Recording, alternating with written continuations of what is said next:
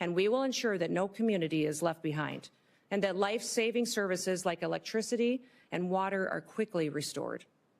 As Secretary, I will oversee the Secret Service, an agency that is in serious need of reforms.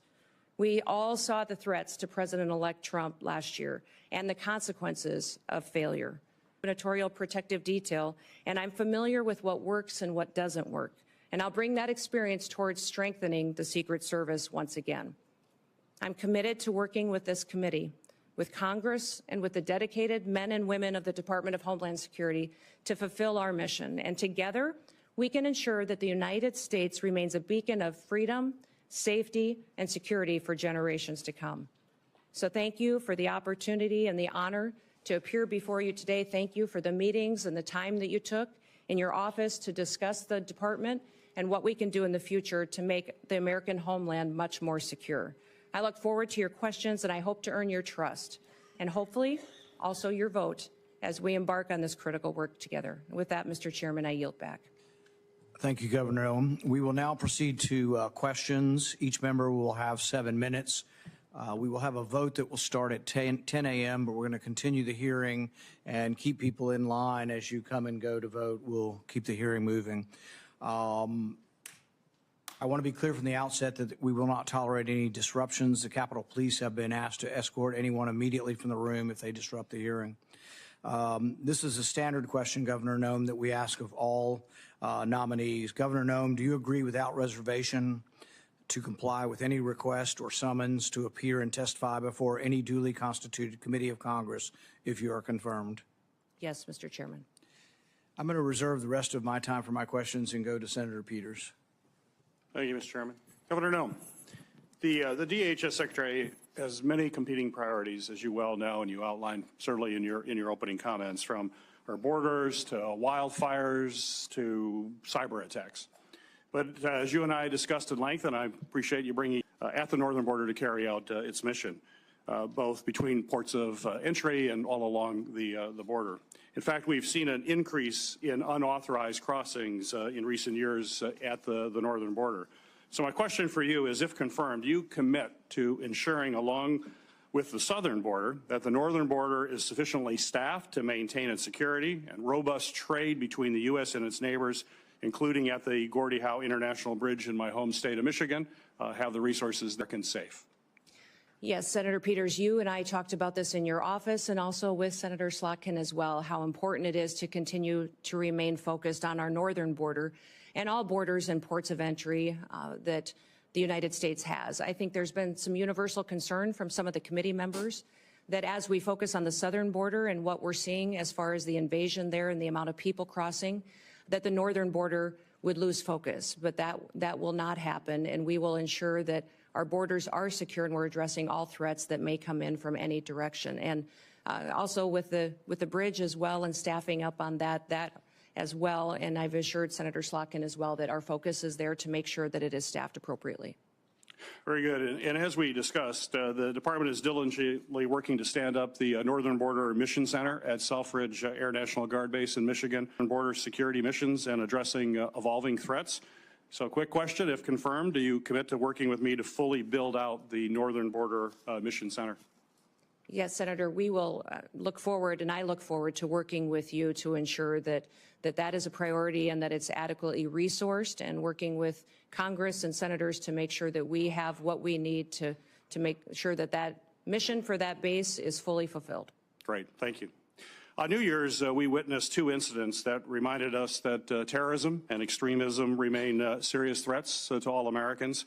Both DHS and the FBI have consistently said that the most persistent threat to the homeland is from U.S.-based individuals or small groups radicalized by a variety of ideologies, from white supremacy to ISIS to al-Qaeda. We must certainly continue to focus on people who are radicalized here in the United States with the intent of terrorizing our communities. So my question for you, ma'am, is how do you plan to address this threat of U.S.-based terrorists? Senator, this is a grave concern for our country, as we all agree that the #1 threat to our homeland security is the southern border. In fact, since Joe Biden has been president, we've seen 382 individuals that have come over that border that are on the terrorist watch list. Behind me have the governor of Louisiana with me, and he and his state and people in this country went through a horrific event on New Year's Day, and one that we never want to see repeated again. But this governor behind me is concerned also about an upcoming event, which is the Super Bowl coming shortly, which we need to do all that we can to work together, that he has the reassurance that the federal government, that the Department of Homeland Security is prepared to help him protect that event and to keep people safe while they are there. Those 382 terrorists or known terrorists that have come over our border, we don't know necessarily where they are because of what has been happening under Joe Biden's policies. Now, President Trump obviously won the last election with a clear mandate, and that mandate is for the American people to secure that border, but also we need to focus on domestic terrorism and homegrown terrorism, which you just referenced in your question. Homegrown terrorism is on the rise. We see more and more incidents of people that are U.S. citizens that have become radicalized, and knowing when people are leaving the country and coming back and changes to their behaviors and what their actions are is critically important. So the resources that the Department of Homeland Security has needs to be utilized as far as identifying those threats and being proactive to prevent them, but also protecting civil rights and liberties in that process and making sure that the department is on mission to do what it was called to do, why it was created, and what authorities that Congress and the Senate has given them. My hope is that Governor Landry and his staff and his people and the people that attend the Super Bowl know that the Department of Homeland Security is their partner, is on watch to protect them and to keep that event safe. I hope all Americans know that leadership has consequences. I hope that we can get through and get your support for this nomination and get confirmed quickly so that we can address the threats that we currently face and make sure we don't have any repeats of the day that we saw just starting this year on New Year's Day. In the last 2 years, we have seen increasingly aggressive and expansive cyber attacks against our federal agencies. Just last month, Chinese hackers infiltrated the Department of Treasury and stole potentially thousands of unclassified documents. So given these concerning trends by the PRC to hold our federal networks hostage, do you believe that federal agencies should be required to implement cybersecurity upgrades and maintain the highest cybersecurity standards to protect sensitive or classified data and U.S. citizen information as well? Well, Senator, the mission of CISA, which is the Cybersecurity and Infrastructure Agency, the mission of it is to hunt and harden. It's to find those bad actors and help work with local and state infrastructure, critical infrastructure entities so that they can help them be prepared for such cyber attacks and that they can make sure that they're hardening their systems to protect them in the future, recognizing the vulnerabilities that they have. CISA's gotten far off mission. They're using their resources in ways that was never intended. The misinformation and disinformation that they have stuck their toe into and meddled with should be refocused back onto what their job is, and that is to support critical infrastructure and to help our local and small businesses and critical infrastructure at the state level to have the resources and be prepared for those cyber attacks that they will face. You know, Salt Typhoon was a campaign of espionage by the PRC in China against our telecoms, where large amount of data was stolen and taken, and people's private information was taken as well. And we've also seen China and the PRC go after our critical infrastructure with the Volt Typhoon hack. And that was extremely dangerous because there was no reason for them to do that, just to steal people's data and information. The reason for them to go after that was to control our critical infrastructure, for the ability to see if they could shut down a water plant, a utility company, and that was to cripple our country. So these threats are real. CISA needs to be much more effective, smaller, more nimble, to really fulfill their mission, which is to hunt and to help harden our nation's critical infrastructure. Thank you. Thank you. Thank you. Senator Scott. Governor Noem, congratulations on your nomination. Thank you. I think you're going to do a great job. I think it's great that you're a governor and you bring that expertise to the table. So I just went through the campaign to get reelected, and it was after the Butler shooting. I'd asked people, I said, at all my events, I'd say, raise your hand if you think the acting director of the Secret Service is going to tell us what happened. Not one person. I said, what about Secretary Mayorkas? You know, he's running HHS. What do you think? Or Homeland Security. What do you think? I said, how about Christopher Wray? You know, head of the FBI? Not one person. Mm-hmm. Can you just talk about the importance of transparency and accountability in government and how you're going to bring that to the table? Yeah, Senator Scott, thank you for that question, because that's what I have found across the country as well, and I know it's certainly true in my home state of South Dakota, is that people don't trust the federal government. They don't trust our leadership and this current administration that's in the White House right now to tell them the truth about what the threats really are, about our agencies and departments, when there are failures, addressing them and fixing it. The Secret Service is one of those perfect examples. They need leadership that understands why that Secret Service was created and what it needs to do. There's two elements really that the Secret Service is tasked with, and that is protective detail and then also investigations. Yet we see investigators within the Secret Service out there investigating antiquities and other things that are off mission when they should be focused on making sure we're addressing national security events with the protocols that are necessary and protecting the individuals that they're charged with and getting that skill set and training that are necessary. That's been compromised by not having enough people there and being adequately staffed and resourced. But frankly, the leadership hasn't been honest about talking about it. We saw this with the drones over New Jersey as well, the federal government not answering the questions from the public. And when they finally got a straight answer out of President Trump, they felt reassured that we will undertake a large job and a large duty that we have to fulfill, that the American people expect us to do by securing our border, to make sure that our nation is a nation with borders, or we're no nation at all, and that we are making sure that those criminal actors that are perpetuating violence in our communities and in our cities and towns and states are removed from this country, that there's consequences for breaking the law in our country again. There has to be consequences, because when Americans break the law, there's consequences. And why would we ever allow someone to come in from another country and not allow them and not have consequences, or allow them to continue to go forward and to commit rape and murders and break other laws that endanger our society? So we've had over 13,000 murders that are loose in this country that have come over that border. We've had almost 16,000 rapists and sexual assault perpetuators that are loose in this country right now. 425,000 plus people have criminals in this country that our current administration is doing nothing to round them up and get them out of our country. We will be doing that immediately, and that will be the priority. And that is one of the reasons that today the American people have lost their trust. President Trump will build it back and know that their federal government is accountable to them and is working to put America first again. So Joe Biden completely opened our southern border and dismantled our entire immigration system. As a former governor, I know that when the federal government policies are broken and failing Americans, you see the impacts in your state, just like I did when I was a governor. And you take the steps necessary to protect the families in your state. I know you've done that.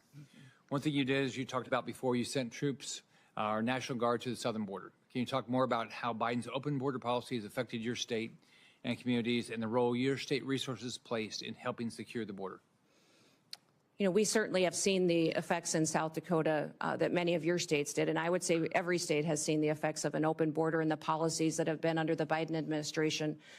We saw increased crime, but we also saw increased drug activity. We saw cartel and their affiliates moving into our state to proliferate trafficking, and we saw people being victimized and a lack of accountability with the federal government. So when Texas was addressing the situation and asked other governors for help, we sent help. I know many of the other governors at the time were sending law enforcement, but I made the decision that at that time that it was more appropriate to send the National Guard, that our National Guard could be activated under Title 32 and sent to assist another state from the invasion that was happening, and because the National Guard is trained for just such a mission. Because of this invasion, that it is a war zone down there with what they are going to see, the threats that they would see, and that they are trained specifically to interact with other agencies. The National Guard is used to falling in with other agencies and cooperating with them and could do that seamlessly. And their families and their communities are normalized to them being deployed. So we have in South Dakota deployed our National Guard to the southern border 8 different times. 2 of them were federal deployments that the Biden administration sent them down there. One was to send our Lakota helicopters, which were used for surveillance and the drug interdiction that was going on down there. But 6 other times I sent them under state activation to partner with Texas and other states in securing our southern border. They did security operations. They also did building of the wall and partnered with Texas, recognizing the failures of the federal government. The failures of the federal government are significant, and we've seen our families and communities devastated by those effects, by the drug epidemic, by the trafficking that's going on, the increased crime. And we recognize that just because the federal government wasn't doing their job, we could not fail our state. And I needed to protect the people of South Dakota, and the people of South Dakota were overwhelmingly supportive of these deployments and very proud of our National Guard. When I was governor of Florida, there was a terrorist attack in Paris by Syrian refugees. So President Obama was president, and I said, I'd like to know if you're going to send refugees to my state, that you give us some background on them. You know, I assume you vetted them and tell us what's going on. You have to tell me, but you ought to tell our state law enforcement and our local law enforcement.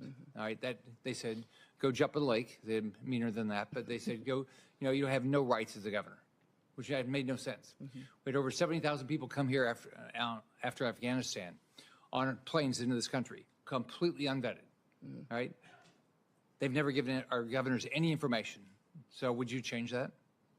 Yes, the communication between states and the federal government has been absolutely broken. And that's what I love about this committee is you do have governors sitting on this committee that have been in that role as a commander-in-chief and have the responsibility for being the CEOs of their state. It's a different perspective than serving. I served in Congress too, and both are extremely important, and they're just different in that responsibility that weighs on your shoulder. I often told folks that that is the thing that most times, if something was going to keep me up at night, it was the responsibility that I had being commander-in-chief, recognizing the decisions that I made.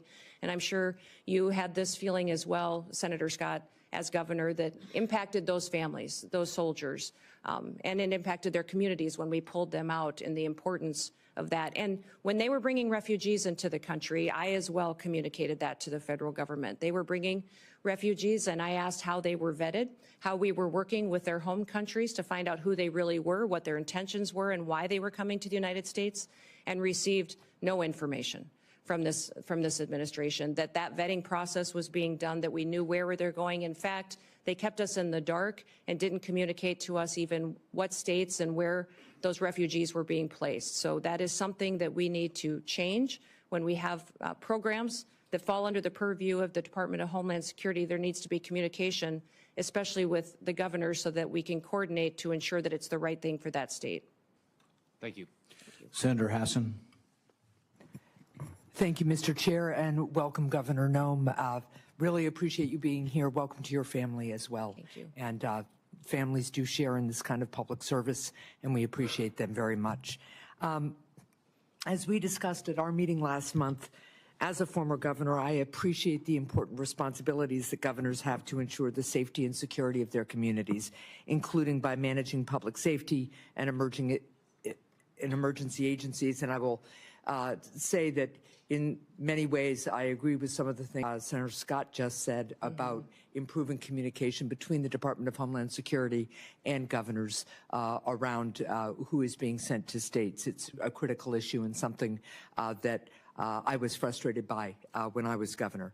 So I look forward to hearing more today about your priorities, if confirmed, about how your experience as governor would help you run the Department of Homeland Security. Let me just start by following up with a question that Senator Peters had also touched on. We have recently in New Hampshire seen a dramatic increase in unauthorized border crossings at the northern border.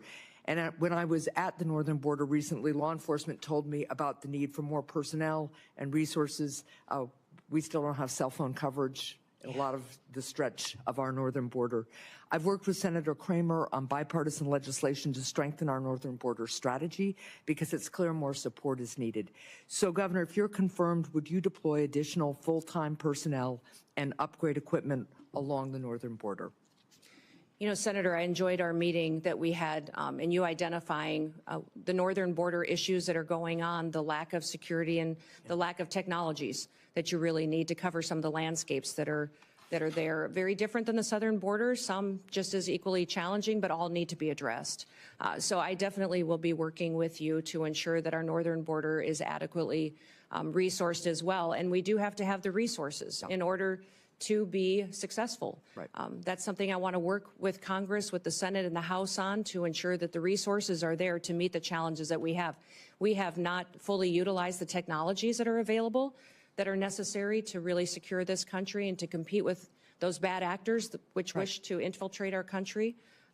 And having the ability to utilize them will make us much more safe. So I'll work with you most definitely in ensuring the northern border is protected. Well, I appreciate that. And I just note, too, that at the same time, there's real concern in New Hampshire and all along the northern border that we strengthen the border and have the resources we need.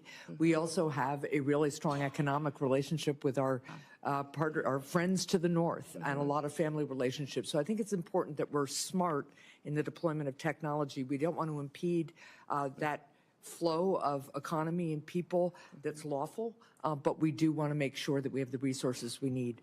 I want to turn to the southern border now.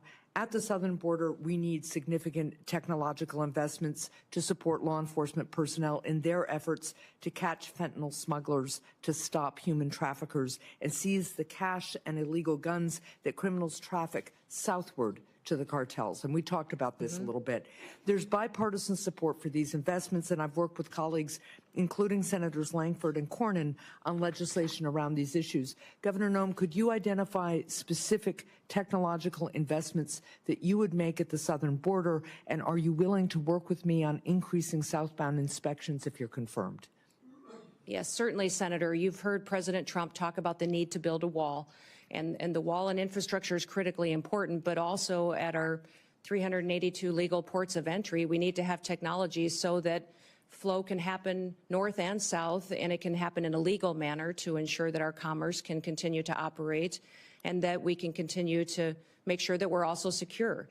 I think de minimis shipments are a concern, and the need to look at those and how traffickers and fentanyl distributors are using that. I think we also need to use scanners, surveillance operations. There's new technologies out there to cooperate with satellites in some area where the topography does not necessarily facilitate having actual infrastructure, and then also the ability to make sure that we're utilizing that technology that allows us to know what is going south that might be fueling some of the violence that ends up coming back north, and ensuring that we're stopping that before it has the chance to supply those cartel and bad actors that would come in. Yeah, I really appreciate that, because the southbound flow, particularly of cash and weapons, fuels the cartels and strengthens them. Absolutely. And it's something that we really have to focus on.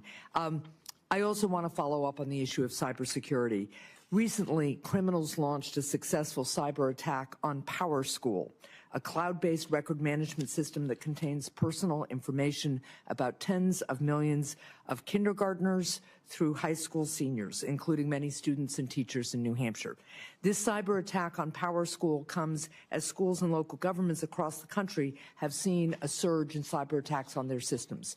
And when a small school of maybe a couple of thousand system, maybe 1,000 students or so has to pay $2 million in ransom, I want you to think about what that does to one of our small communities, right? So Governor Noem, if you're confirmed, how will you empower the Cybersecurity and Infrastructure Security Agency to improve the cybersecurity of state and local governments in the United States? Well, thank you, Senator. If I am confirmed and have the opportunity to serve as secretary of this department, I'll be following the Constitution and the rule of law, and then getting these departments back on mission to why they were created and why they are existing. What CISA should be doing is helping those small entities, those schools, those local city governments, the state governments, and the small businesses that are critical infrastructure that don't have the resources to stay on top of the critical protections that they need to enact. Well, let me follow up just quickly on that one point. It's something we discussed when we had our meeting. I worked with Senator Cornyn on a bipartisan bill that became law that created a cybersecurity grant program for state and local governments. This is in addition to each state getting a cyber coordinator to help on the ground. We discussed this program, and I know you as governor had some reservations about the structure of the program. But if confirmed, will you commit to working with Congress to adjust it? I'd love your input about what gave you pause as governor. I think there were only 2 governors who didn't participate in the program. And I hope that as we work on the concerns you have, you'd work with me to adjust and reauthorize the program. Yes. All grants within the department will be evaluated when I come in and be looked at to see what we can do to make sure that they're actually fulfilling the mission to which they were established. What I would say about the cybersecurity grants in South Dakota, when I came in as governor, one of my main priorities was to bring the next industry into the state. Right. And I determined that that would be technology and cybersecurity. In fact, we have Dakota State University in our state, which is a cybersecurity national leader in training those cyber warriors that we need to protect us and keep us safe. I've since then partnered to grow and double the size of that school. We train a lot of NSA employees in South Dakota. And so understanding cybersecurity and my experience in that, I think, is critically important to the department and bringing it to the table to do this. You talked about why we didn't take that cybersecurity grant in South Dakota, and it's because the requirements of that grant would have caused me to grow my state government. The administration costs of it would have been much more than what it would have been able to facilitate at the local level. And our state was already proactively helping these individuals that needed the resources to secure their systems. Well, I appreciate that. I'm way over time. There were very few requirements purposely in that grant program other than to make sure the money was being spent the way we authorized. But let's continue to talk about that. Thank you. Senator Halling. Thank you, Mr. Chairman. Governor Noem, welcome. Congratulations on your nomination. I'm delighted to see you here. I do notice the chairman of the Ways and Means Committee is over your shoulder there. I'd have to question your judgment about who your friends are based on that. The great chairman from the state of Missouri. It's fantastic to have you here. You know, the Department of Homeland Security is not particularly old, but you already have what I hope will soon be the distinction of succeeding the worst secretary in the history of the Department of Homeland Security. Alejandro Mayorkas has been an absolute disgrace to that department and frankly to this country. And I'm delighted to see you willing to step up and serve. Let me just ask you something. I repeatedly asked your predecessor when he sat where you're sitting whether the southern border was secure. And he repeatedly told me under oath, it is secure, Senator. And he repeatedly said under oath, our policies are working, Senator, meaning the Biden administration policies that, of course, gave us this devastating open border. So let me just ask you, is the southern border secure as we find it today? Senator, no, the southern border is not secure today, but in just 3 days, we will have a new president in this country, President Donald J. Trump, and he will secure our border. That is refreshing candor. I'm glad to hear it. Let me ask you about a young man from my state. This is Travis Wolf. He was 12 years old when he was killed just over a year ago by an illegal migrant who mowed him down, and I choose my words carefully, mowed him down in a motor vehicle, hit him head on, doing 75 and a 40, killed him. Others were severely injured. Just yesterday, a witness sitting where you are sitting today told this committee that migrant crime is, and I quote, not an actual concern. Not an actual concern. In a hearing before this committee advising us to drop the Lake and Riley Act and not focus on migrant crime. You know, in my state, with the death of people like Travis Wolf and Officer David Lee, who was assaulted and killed in St. Louis, and officers in Kansas City who have been assaulted by illegal migrants, and others who have been carjacked and stabbed, would you agree with me that migrant crime sure as heck is an actual concern and that you intend to do something about it? Yes, Senator, absolutely. And I am so sorry about Travis and my prayers go out to his family. I can't even imagine what that is like. And thank you for telling his story, because there's so many families in this country that have that same story.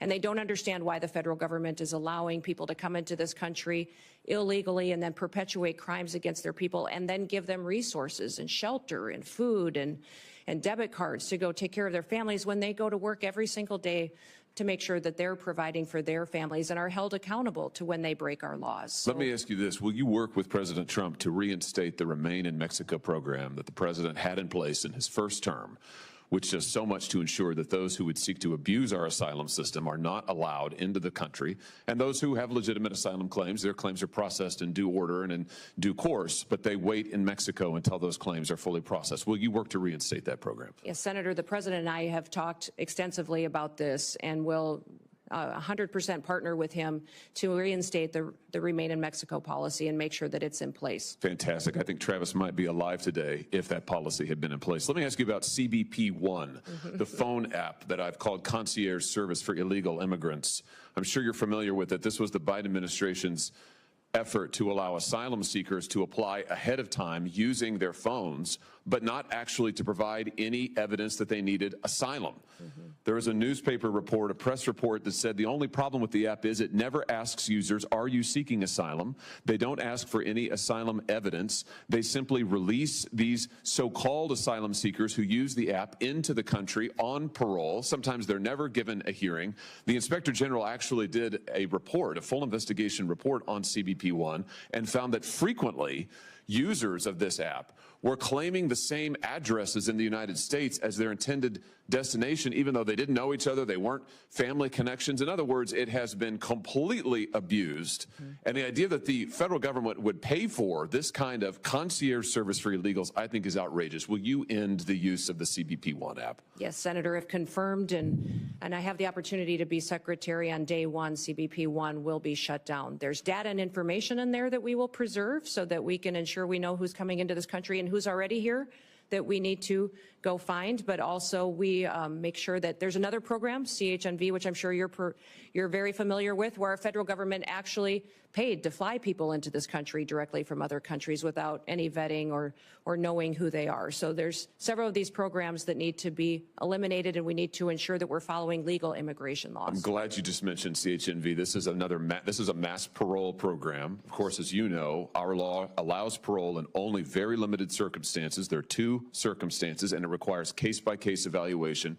The present administration, soon to be gone, has granted mass parole in direct defiance of the law, not case-by-case evaluation. The CHNV program is one of those instances. Will you put a stop to this abuse of our parole law and our asylum system? Yes, we will go back to case-by-case evaluation of these parole cases and ensure that we have more resources, if you will partner with us, to make sure that our legal immigration system is fully utilized, that we have more judges, more immigration courts, so that we can process people legally and make sure that they are going through that process rather than, like Joe Biden has done, use this as an excuse to allow people to come into our country with no consequences. Let me ask you about another low light, not a highlight, but a low light of this last administration and DHS.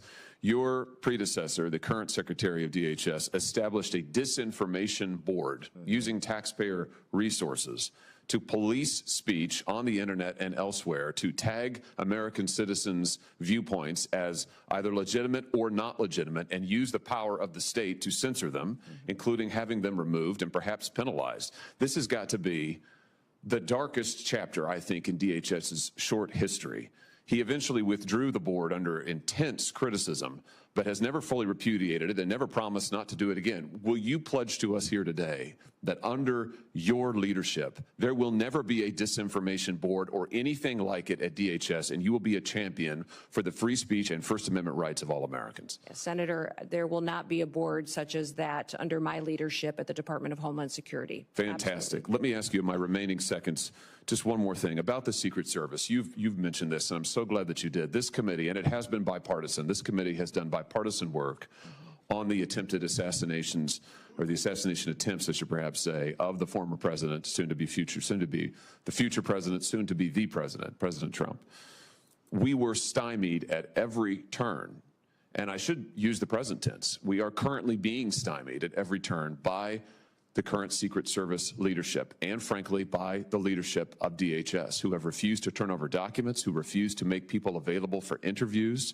We finally had to pass my own law in this committee, which we unanimously adopted, a law, a statute, mind you, which would require DHS and Secret Service to turn over relevant information to us about the assassination attempts. It's unbelievable. When you come to office, to this office, I hope very soon, will you pledge to us that you will open the books on all of the facts associated and around these assassination attempts, that you will make available to us and to the public, most importantly, all the facts so that we can ensure that this never happens again and that the needed reforms in the Secret Service are put into effect? Yeah, Senator, if I am the Secretary of Homeland Security, I will certainly work with you to build transparency and make sure the facts are shared with you and your committee. I know that you've been very frustrated by the lack of transparency from the department, and I want to thank those of you that have worked on that report that was put together on these assassination attempts. I know it was a bipartisan report and investigation that this committee conducted, and I appreciate you focusing on that, and I will work with you to get the information so that you have the truth of really what happened there and the failures so they can be fixed. Thank you. That's a great place to end, and a high note as I see my friend Senator Blumenthal, who did fantastic work on this effort, and it will be an incredible new day, and incredibly refreshing to have a DHS secretary who will tell us the truth, who will be honest with us about the facts, honest with the American people, and who will enforce our law. And I know you'll do that, Governor Noem. I look forward to supporting your nomination. Congratulations. Thank you. Senator Blumenthal. Thanks, Senator Johnson. Welcome, Governor Noem, and thank you for being here. Thank you for visiting with me, and thank you to your family for their service as well. Let me begin on a high note, thanking Senator Hawley for his leadership on the effort that I led with him to essentially get some basic facts out of the Secret Service when we were investigating, Senator Johnson and I, as leaders of the Permanent Subcommittee on Investigation, helping to lead it with the chairman and ranking member here. And I'm hoping that you've read our report and that you will agree to begin implementing its recommendations, which call for major reforms, in my view, a house cleaning top to bottom in the Secret Service, and greater transparency with this committee and with the American public. Yes, sir. I will certainly work with you to do that and to work to make sure that we have that transparency and the committee has the information that it needs to do due diligence of its oversight. Our investigation is continuing. Yep. Senator Johnson and I have discussed it, and we will be making more requests to pursue the fact-finding that is so important. I want to ask you about disaster relief. California is on fire. The fires raging there are going to leave destruction and devastation that is heartbreaking. I am really disappointed with some of the statements that President-elect Trump has made. For example, saying that, quote, we won't give him, referring to Governor Newsom, money to put out all his fires, and if we don't give him money to put out fires, he's got a problem. The specter is there of potential discrimination based on politics, withholding money from California or other states. It's not an unfounded fear. In the last administration, there were public reports about President Trump withholding money from the state of Washington because of his disagreements with Governor Inslee. Connecticut, like the rest of the nation, suffers from these natural disasters. Most recently, in August, we were hit by major flooding, and these natural disasters are going to become more frequent, as will be the need for the federal government to meet the requests for declarations of natural disaster. I assume you will agree with me that withholding disaster relief by President Trump or any other Chief Executive of the United States is a violation of his duty and of law. Well, Senator, leadership has consequences.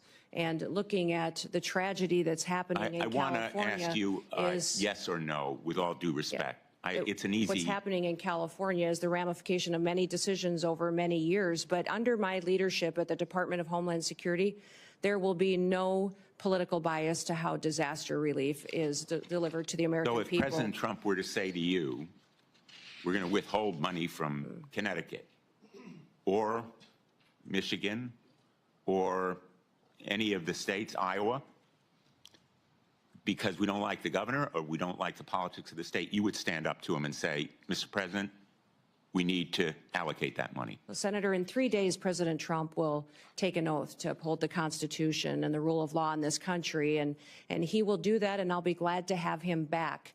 And I don't assume I don't that's a speak yes. to hypotheticals, which is what you're asking me to do, but what I will tell you is that as Secretary, I will do the same. I will deliver the programs as the Well, it's laws more than a dictate. hypothetical, with all due respect, and I apologize for interrupting you, but my time is limited, as you know, as a veteran of these hearings.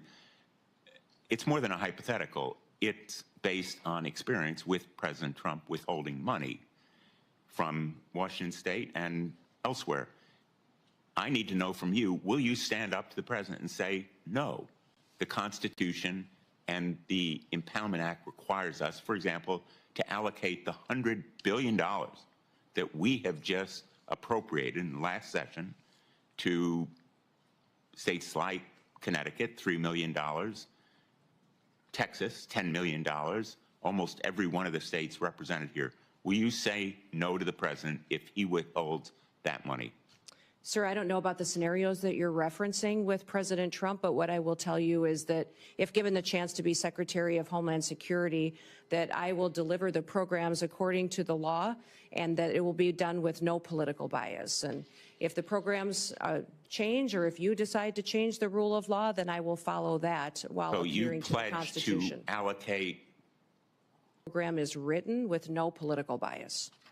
Every American deserves to be there and have disaster relief the same as their neighbors. Basically following the law. Yes. Let me ask you, Senator Peters asked you about homegrown terrorists. The New Orleans tragedy was the result of a homegrown terrorist born in this country, radicalized by ISIS. And it reflects the reason why the intelligence community, the FBI, almost all of our law enforcement has said repeatedly, domestic violent extremism is the most lethal and persistent threat to our security. That terrorist was radicalized by ISIS. The investigation is underway. We don't know all the facts, but we do know that he was a military veteran, and ISIS was responsible for radicalizing him. Shouldn't we focus on ISIS as a threat to this country's security? Senator, certainly we should be focused on all threats to this nation's security. That's the mission of the Department of Homeland Security, and homegrown terrorism is growing. We have more and more incidences. The tragedy we saw and the terrorist attack in New Orleans. What will you do to combat it? What will you do to stop ISIS and other extremist organizations from radicalizing people in this country? Well, certainly, Senator, I'll continue to work with the administration and our partners and the Department of Defense, the intelligence agencies, also within Secretary of State and the other branches and cabinet officials to make sure we're bringing all resources to bear to identify and to stop these types of terrorist activities. What I would say is the cybersecurity and intelligence elements that we have within the Department of Homeland Security have been incredibly siloed. They have not communicated with other intelligence agencies like they should and partnered. INA has some interaction, but not enough. And we also need to have CISA have interaction with the FBI, CIA to make sure they're working together to stop these types of threats and identify when they're growing among our citizens and how they become radicalized. Expired. This area of questioning, I think, is supremely important. I know there's a lot of focus on the border. We all want more border security. We want to stop migrant crime, but let's not take our eye off the ball. The governor of Louisiana for the Super Bowl ought to be really riveted on the potential for homegrown terrorism as a threat. And I hope that you will help him and it's from that homegrown terrorist threat. Thank you. I look forward to working Senator with you. Ernst. Thank you, Senator Johnson. Governor Noem, thank you so much for being here today, and I want to thank you for your continuing service, the service that you had as a member of Congress, the service that you have displayed as a governor of the great state of South Dakota, our neighbor to the northwest, and for being willing to step up and take on this immense responsibility. So thank you so very much. We had such a good discussion when you came to my office in the last several weeks, and we talked about the importance of securing our border and fixing our broken immigration system. And I'd like to start today by sharing a story about one of my constituents from Council Bluffs, Iowa. And what we have seen through this broken border is tragedy that strikes so many families across the United States. So very similar to the story that was shared by my colleague from Missouri with his constituent, Mr. Wolf. I have a young woman by the name of Sarah Root who encountered tragedy on January 31st, 9 years ago. So Sarah Root was struck and killed by an illegal immigrant who was drunk driving. He was driving at 3 times the legal limit of alcohol. And Sarah's killer was bonded out before the Roots laid her to rest. He fled the country and has not been seen or heard from since. The Root family has not seen justice. So, Governor, how do you plan to prioritize the detention and deportation of illegal immigrants like Sarah's killer? Well, yes, Senator. Thank you for telling Sarah's story. I remember when this happened because it was so close to home and so devastating for her and her family and the entire state of Iowa and our country. President Trump is focused on making sure that these types of situations don't happen again, that we don't continue to lose our children and our family members to illegal immigrants that come in and perpetuate crime and with no accountability, and then are released with no consequences. So the #1 priority of the president is to secure the border and to deport these criminal actors immediately and as soon as possible. They will be the #1 priority to make our communities safer and so that we don't have this kind of situation going forward. In fact, people, I think when they first heard my name being mentioned and nominated for the Department of Homeland Security, maybe thought it was a little bit of a surprise. Like, oh, I didn't think about Kristi doing that job. But I tell people the reason that I asked for it is because I knew it was the president's #1 priority. I knew that it needed to have someone in the position that would do what the president promised the American people, would be strong enough to do it and follow through to make sure that we're protecting our communities and America, but that also came at it from a perspective of how these families feel, that was a wife and a mom and a grandmother, and would be able to stand up and communicate to the American people what we were doing and why we were, because it's what they asked us to do. I have 3 grandchildren and 1 more on the way, and when I look at little Miss Addie every day, I just think, what kind of a country is she going to grow up in? What kind of a country will we leave her?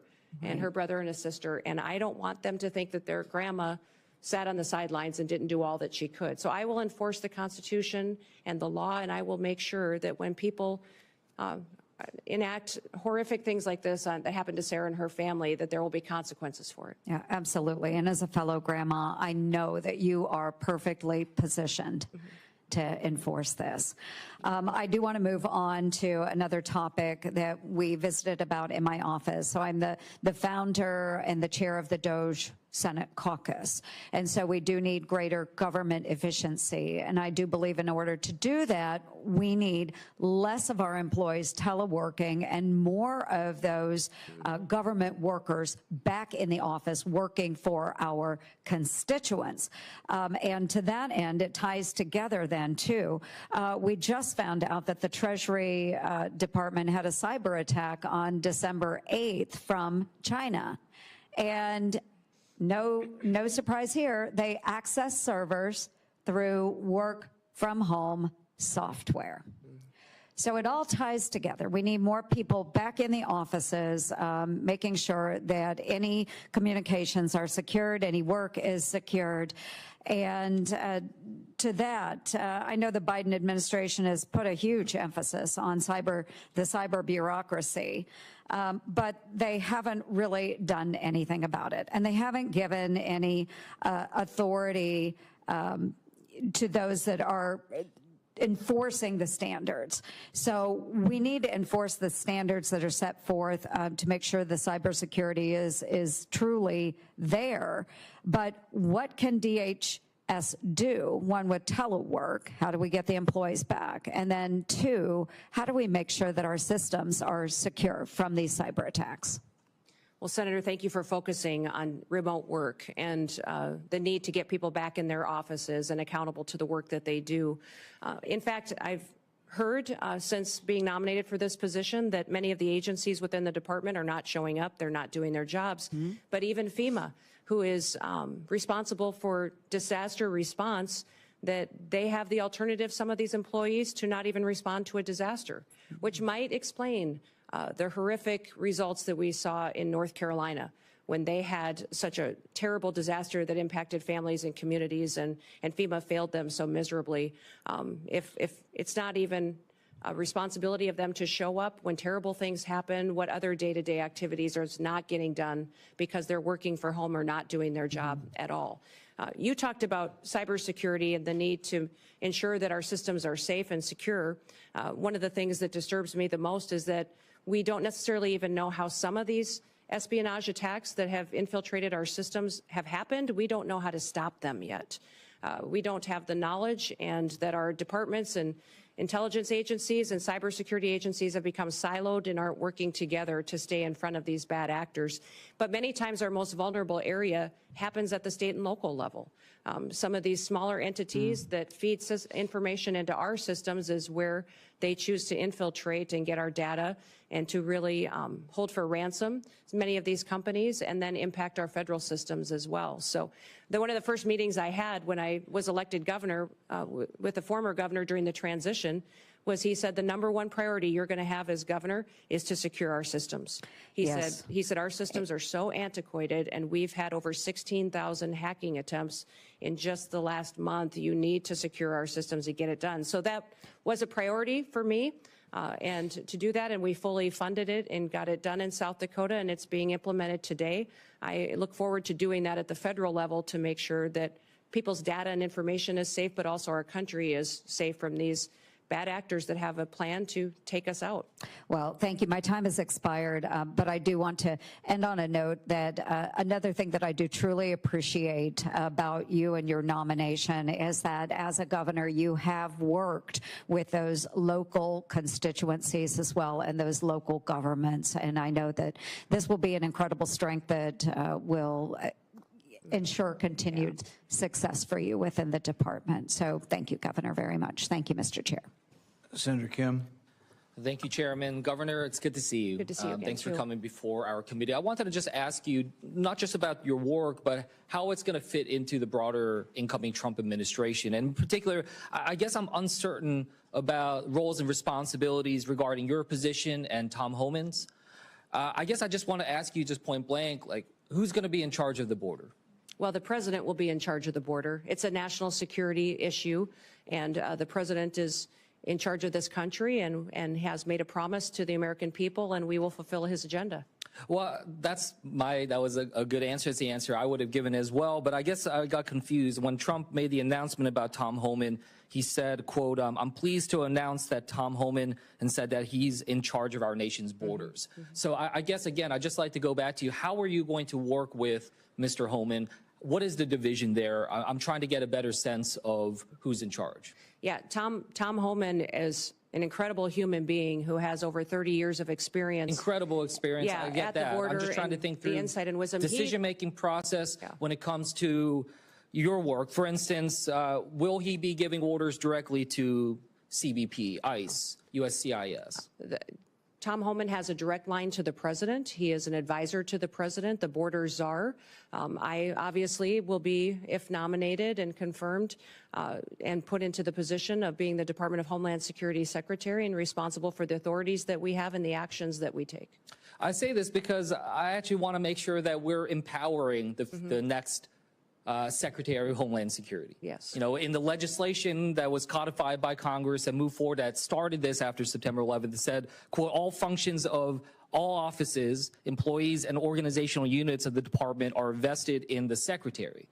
So I guess the reason why I mentioned this is I've just seen some quotes from Mr. Homan where he said, quote, I'll be making decisions on border security and deportation. He was asked in another interview about the stronger role that he'll play, and he said, absolutely, I'll be making decisions on how we do the border.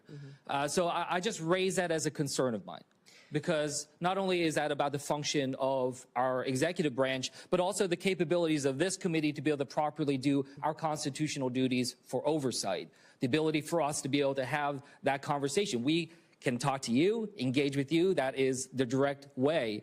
But if he is going to be making decisions, then he should come before this committee as well. And I know that that's something where, as far as I know, his role will be directly at the White House, is not something that will be under the purview directly of this committee. So I just wanted to raise those concerns. Yeah. Tom and I work very well together and talk and communicate all the time, and we'll be working together on a daily basis when we're in our positions under the new administration.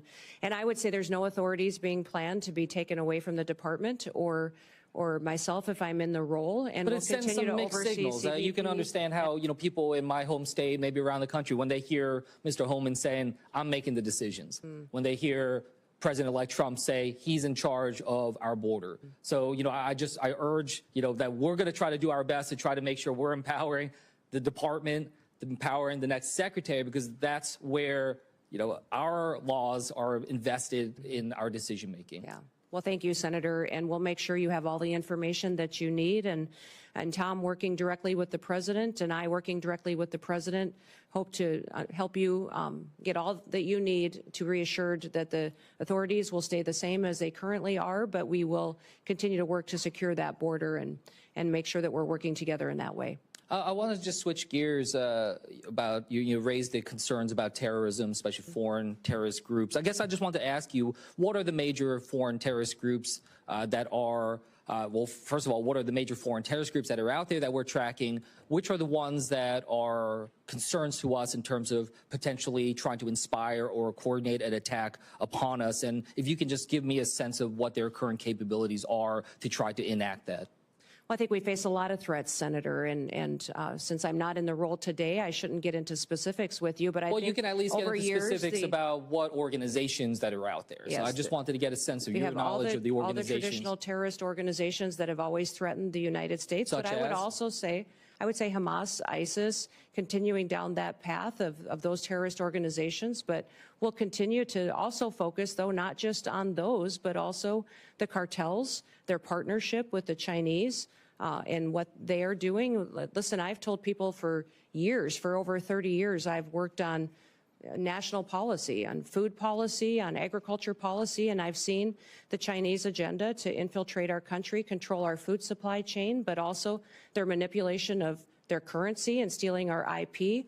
And now I believe that this fentanyl crisis that they have flooded our country with is geared, and the purpose of it is to kill our next generation of Americans. No, I don't discount the importance of those. So when you focus on one or two groups, I think it takes your eye off the ball as to where all the threats could come from. We just spent a significant amount of time talking about homegrown terrorism as well. And I'm glad we're having that conversation. But the reason why I mentioned it, I was not trying to quiz you or anything of that nature. It's just that, when the Department of Homeland Security, when their threat assessment for 2025 lists 3 organizations, lists Al-Qaeda, lists ISIS, in particular ISIS Khorasan, and the IRGC and the threat from Iran. I just want to make sure that I get it. You're talking about the importance of the border. We all understand that. We want to work with the incoming administration to try to have an orderly process with that. But I just want to make sure that in particular DHS, the primary mission, if we look at the founding legislation, the primary mission, the very first mission is prevent terrorist attacks within the United States and do everything we can to minimize that type of threat. So yes, I do think it's important for us to focus in on 1, 2, or 3, or just wherever these terrorist groups are at. Yes, I know that part of that effort to try to minimize terrorist attacks is through through the work that we try to do to secure our borders, all of them, air, sea, and land. But the primary mission still is about preventing terrorism, not just the border security. That's a tool to be able to accomplish that. So I just raise that with you. I want to make sure that the next Homeland Security Secretary has a very detailed knowledge and understanding about the terrorist groups, their capabilities, and is tracking that on an absolute daily basis, and that they understand that is their top mission. And with that, I'll yield back to the chairman. Senator Johnson. Governor Noem, welcome, and thank you for your willingness to serve. You'll be taking over a massive federal government agency, 240,000 employees. It's probably too massive. I think had I been there back then, I don't think I would have assembled these 22 different agencies in this massive department, but that's what we've got. It's a department that the previous administration, I think, has completely misused. Instead of using Customs and Border Protection to do that, to protect our border and secure it, they've utilized those resources to incentivize a massive influx of illegal immigration. Instead of using the Cybersecurity Infrastructure Security Agency to do that, they instead engaged in mission creep and utilized it to censor Americans with the Misinformation Board. I am concerned about disaster relief, just federal disaster relief in general, creating greater and greater and increasing levels of moral hazard, resulting in higher costs of these disasters. So let's cover each one of those kind of in order. How do you gain control over a massive agency whose resources and personnel have been misused? I mean, how do you root out those individuals who, instead of securing our border, opened it up and facilitated this? Well, Senator, this has been a big topic of conversation in most of the meetings that I've had with the members of this committee was how do we fix this agency, which the reputation is that it's broken and dysfunctional. I think that was the question I get asked the most is why would you want to head up such a dysfunctional department? And I would say that because the mission of the department is to secure the homeland and our people. It's our biggest vulnerability right now. And we have a president that's not enforcing the law. And I don't believe the law should be unequally applied. Everyone wants to be subject to our laws, and a nation without laws and without borders is not a nation at all. So I will work by ensuring one of the things that Senator Ernst talked about, people have to show up for work. I think there's going to be a majority of people who don't have their primary mission to secure the homeland, that if they don't want to show up for work, then maybe they're just not truly passionate about protecting America. I think they need to do that, and they need to recognize what their job is. The morale in DHS is very low. I'm going to let people do their jobs. I'm going to remind them what their jobs are. Some of these Border Patrol agents haven't been able to do their jobs for a very long time. They've been processing paperwork and facilitating an invasion when they should be back securing our border, which is why they were recruited and wanted to serve there to begin with. We're going to build partnerships with local law enforcement, with ICE and task forces. So we're communicating again with local sheriffs and mayors and law enforcement to partner together. When you talk about the fact that this is such a broken agency that needs so much improvement, a lot of it goes back to why were we created and are we fulfilling that mission and making sure that these individuals are getting back on task. So under my chairmanship and under the Trump administration, we did rename a part of DHS, the Cybersecurity Information Security Agency. I in no way, shape, or form ever contemplated that the sub-agency within DHS that was really focused on securing to violate the Constitution the way it was used to violate the Constitution under the Biden administration. This administration has been completely opaque. We do not have the information to know and the communication in terms of what all happened here. So my question relates to how they misused CISA. Will you commit to providing the transparency, providing the information, investigate it yourself, but provide this committee, my subcommittee, the information to expose the truth to the American public, but even more importantly, propose a piece of legislation based on our investigation, based on those results, to fix it so that no administration can ever misuse the language of the law to commit that kind of unconstitutional act and violate people's First Amendment rights. Yeah, Senator, I look forward to working with you on that. And I think what we saw during the COVID pandemic, the actions of CISA, their misinformation and disinformation campaign, the materials they were putting out was shocking. Shocking at what they were doing to decide what was truth, what wasn't, and how they were trying to manipulate the American people. We saw it in elections, and Russia influence as well.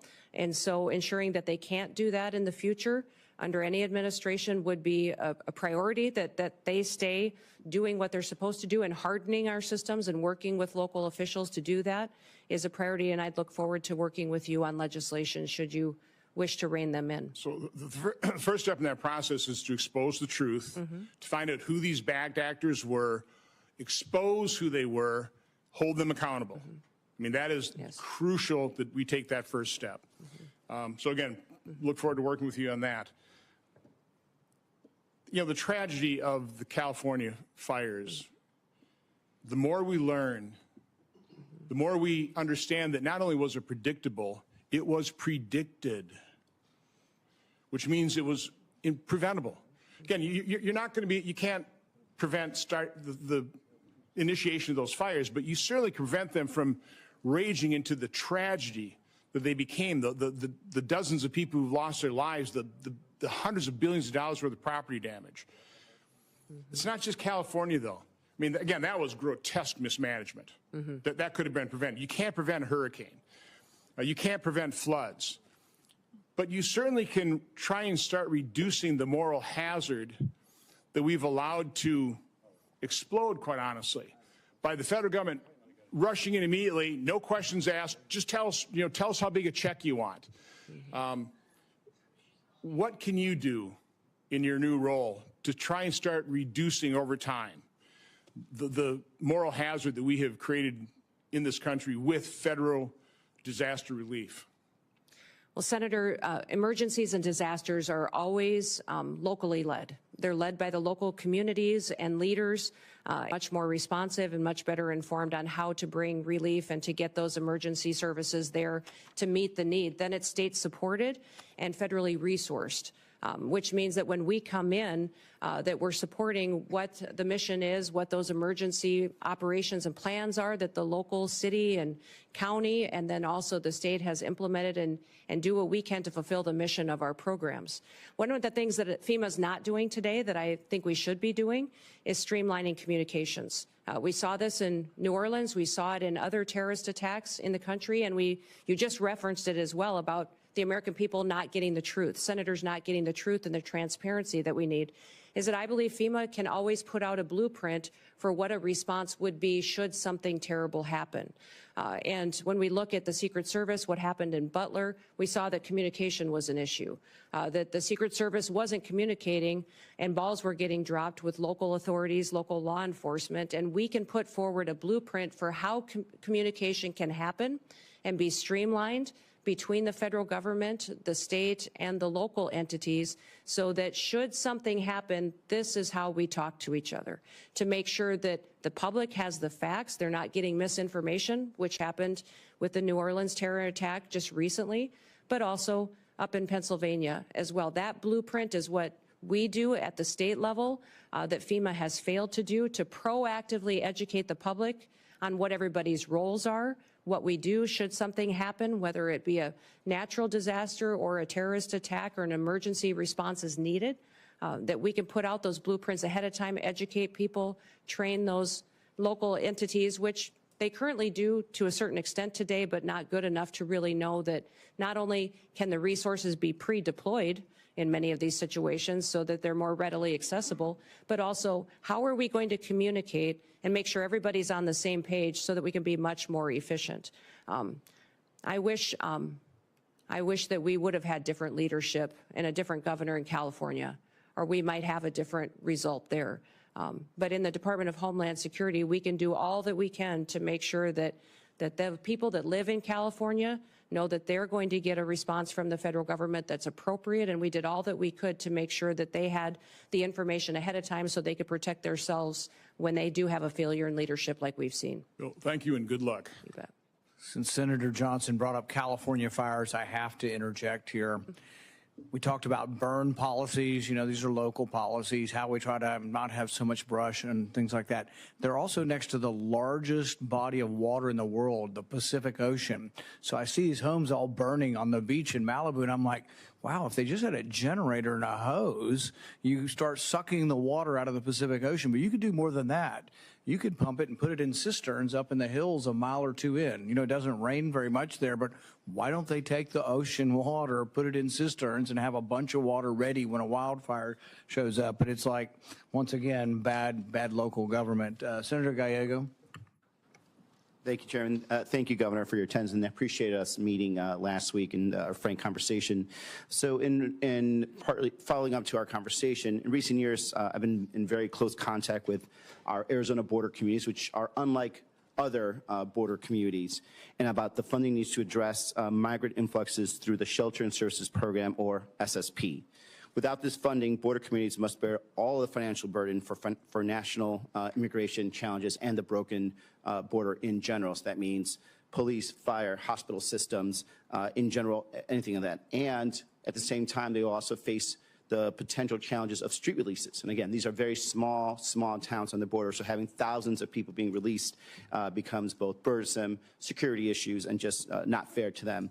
And we get lumped in with places like New York and Chicago about how they do their shelter programs. Our shelter programs are not the same as New York and Chicago. We do not permanently put people in apartments or anything of that nature. We are trying to move people away from the border so that way they don't become a burden on these very, very small communities. So I politicize, and to the point where we get lumped in with those programs which I don't think are effective and are actually counterproductive. And it ends up to probably, how would you ensure that border communities are not left to respond to and pay for these immigration influxes, the broken border system on their own? And when you commit to helping really not politicize or just join the SSB program to the point where places that are doing things correctly, like Yuma, Arizona, like Pima County, like Cochise County, aren't lumped in with the people that are doing things incorrectly, like New York State and Chicago? Well, Senator, thank you for the conversation in your office about the program, FEMA, the southern border and the challenges, and then also the difference between your state and how you utilize funds versus other states. I would say that my hope is that if given the opportunity to serve as secretary, that the federal government would no longer, and I believe as President Trump has promised the American people, facilitate an illegal alien invasion, and that your communities in Arizona would no longer have the issue with having people in your small towns and communities that you need to figure out, hold our nation's laws, and that he will do that to the benefit and be putting America first again. So I know we talked extensively about the SSP program and how you've utilized it, but getting these programs back to what they were intended is important. FEMA is a disaster response agency, and some of the facilities that have been utilizing these types of funds and dollars need to be reevaluated and to make sure that it's truly doing the service that is upholding our nation's laws.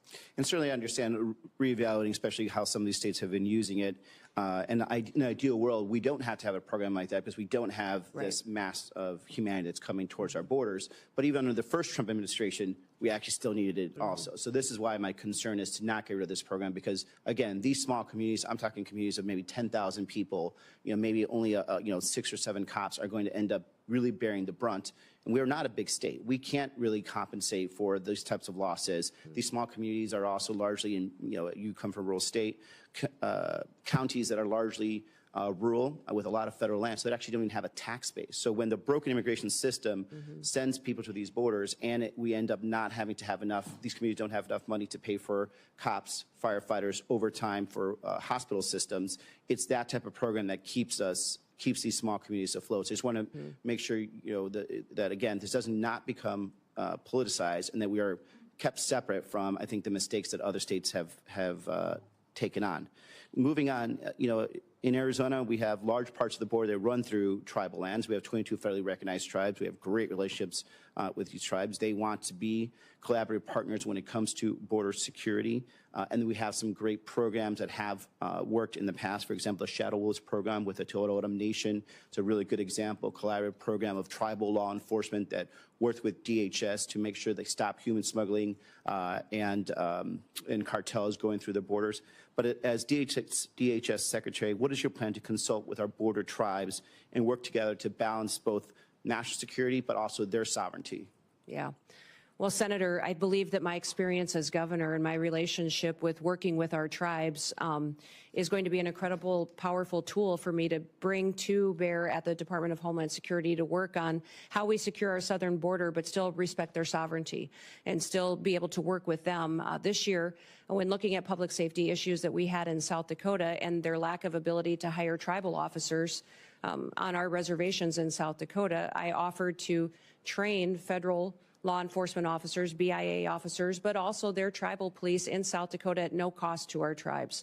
And it's been an incredible, powerful tool that we've had to build relationships.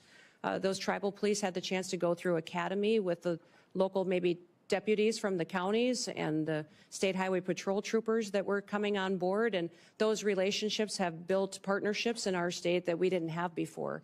The Shadow Wolf training opportunity is incredible that was down in Arizona that you spoke of too.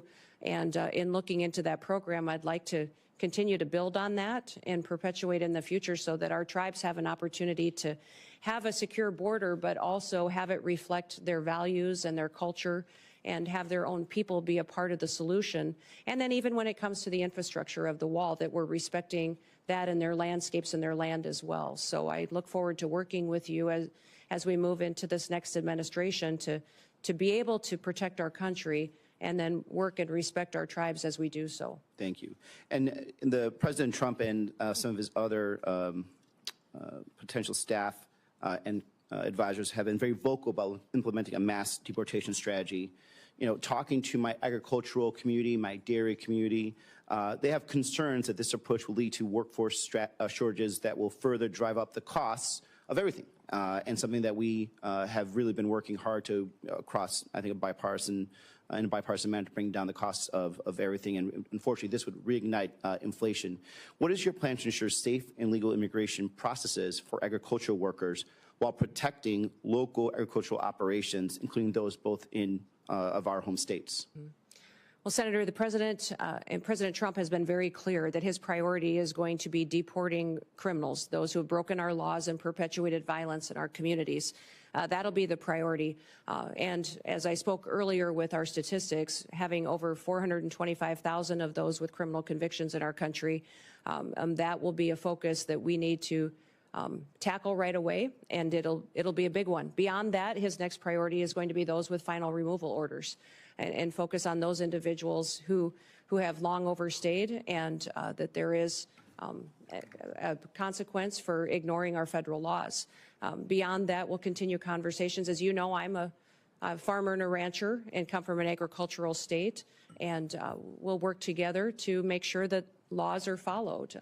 You know, it is the Senate and the House that puts forward the laws. I, as Secretary, uphold the law. So you determine what that is, and debate and discussion. I'll be transparent and share as much information and insight as I have with my background and experience, and continue to work with you. Senator Moreno. First of all, thank you, Governor, for being here, for testifying before this committee, and for your service, not just to your state, but to America. 9 years ago today, we met in probably the coldest day I've ever been in my life in Iowa, as you and I were making phone calls and whipping up votes for Republicans in Iowa. My wife, Bridget, who's here, got a chance to meet you. And we left Iowa saying, that person's really going to go far. And here we are 9 years later. You've been an amazing governor, amazing congresswoman, and now you're going to make an even better Secretary of the Department of Homeland Security. So I think sometimes in D.C. we tend to complicate things. There is a current Secretary of Homeland Security. So why don't we take this opportunity to do a little job review and compare and contrast him to you. So just if you don't mind, I'll ask you some questions and you can give me an answer. Secretary Mayorkas allowed about, you said it, just about 400 people on a terror watch list to come into this country illegally. If you were confirmed as Secretary of Homeland Security, how many people on the terror watch list would you allow into this country? Well, Senator, we would work every single day until we had that number was zero. And if you look at the previous Trump administration over his entire 4 years, in comparison to Joe Biden's number, President Trump, it was 11 that were then removed from the country and faced consequences. When you look at the 382 that Joe Biden has let in and the policies continue, is shocking and needs to be changed immediately. Mayorkas let in about 12,000 murderers. How many would you target to let into this country? My goal every day would be to have no murderers allowed into this country in our communities. Mayorkas allowed 16,000 rapists. How many would you target to let in? Every day I'd work to make sure that there was none let into this country. He let 600,000, Mayorkas, 600,000 people with criminal convictions. How many would you allow in? We would work every day to make sure people are safe and that those with criminal convictions are immediately removed.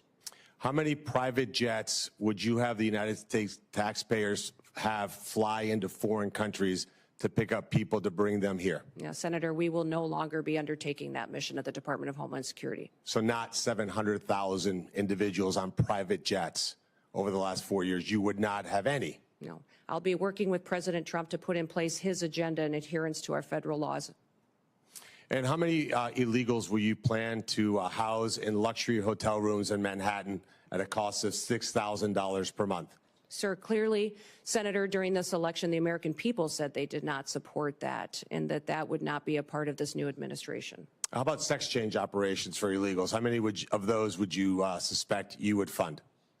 Senator, I believe that the Department of Homeland Security will be reevaluating its mission in this country to not allow that going forward under President Trump's goals.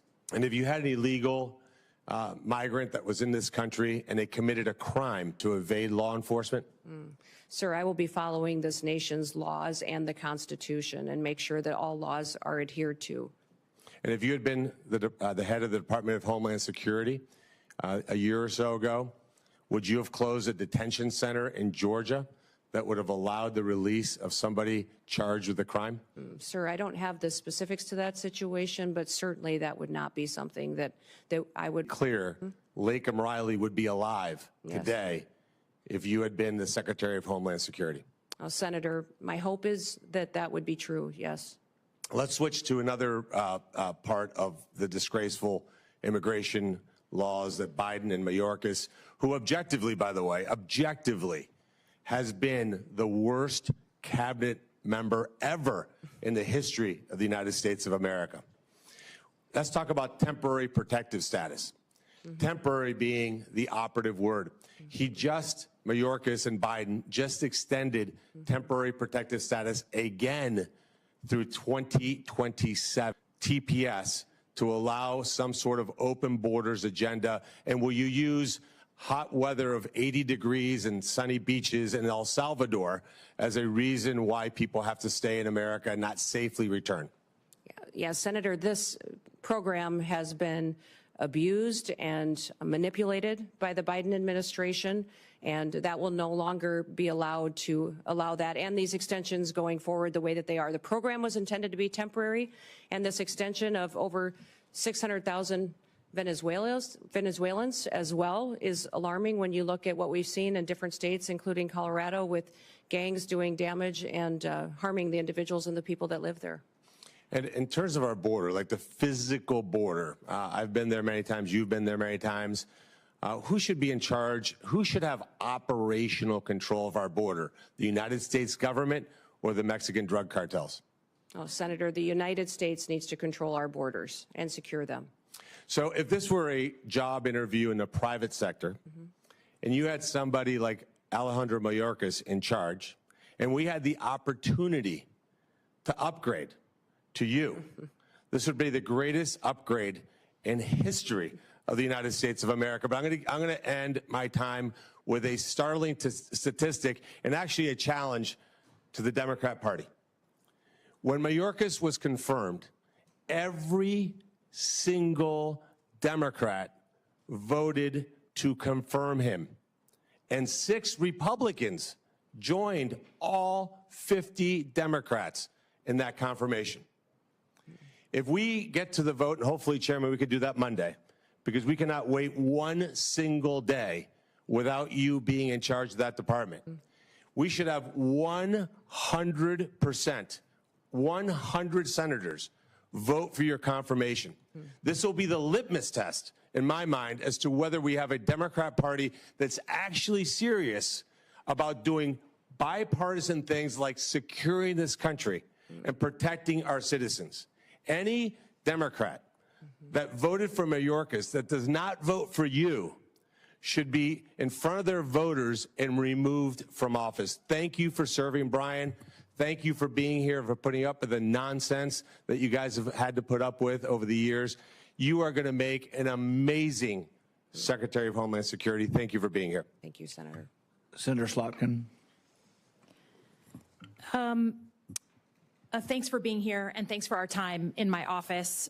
Governor, I'm a former CIA officer, joined right after 9/11, and served 3 tours in Iraq alongside the military. I'm actually the first CIA officer in the Senate.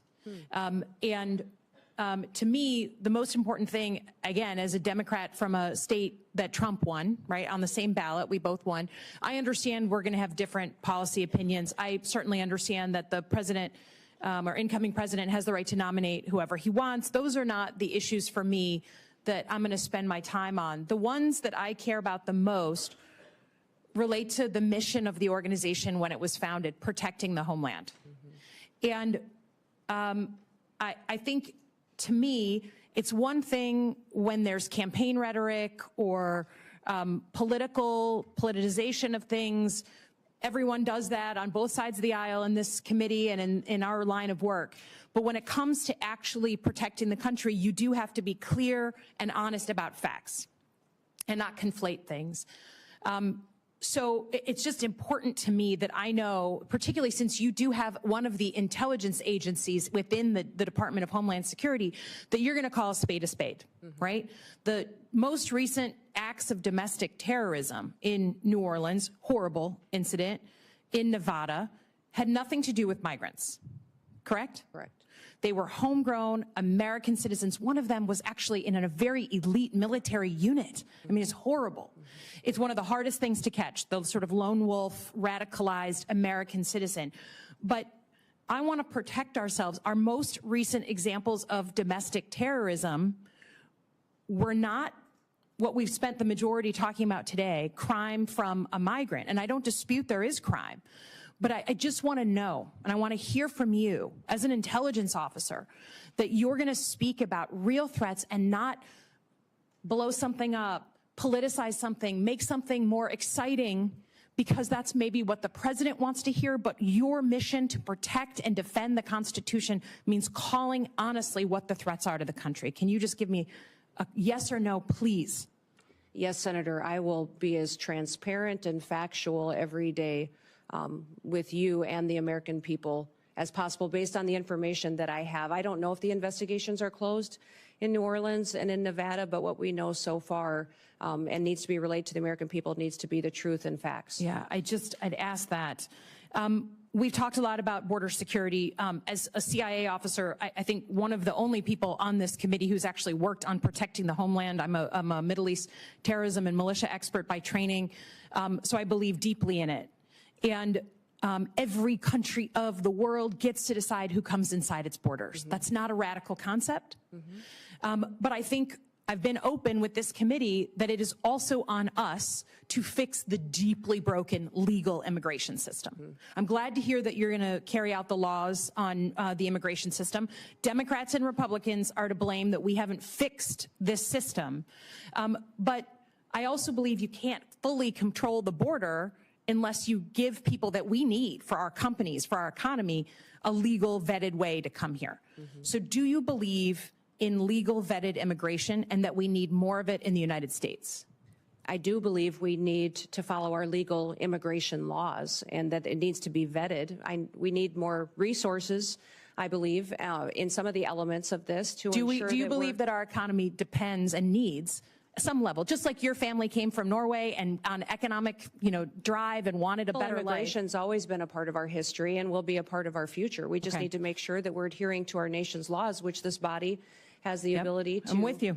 Continue to change and to put in place. Again, going back to the fact that you will pledge an oath to the Constitution, not to President Trump, just like every other nominee. President Trump said in November that he is willing to use law enforcement, National Guard, or even active duty military to go after, quote, the threat from within the United States. I don't know exactly what he was talking about. But we have recent examples from your predecessors at DHS where federal law enforcement were sent into a state, in this case, Oregon, without coordination with the governor.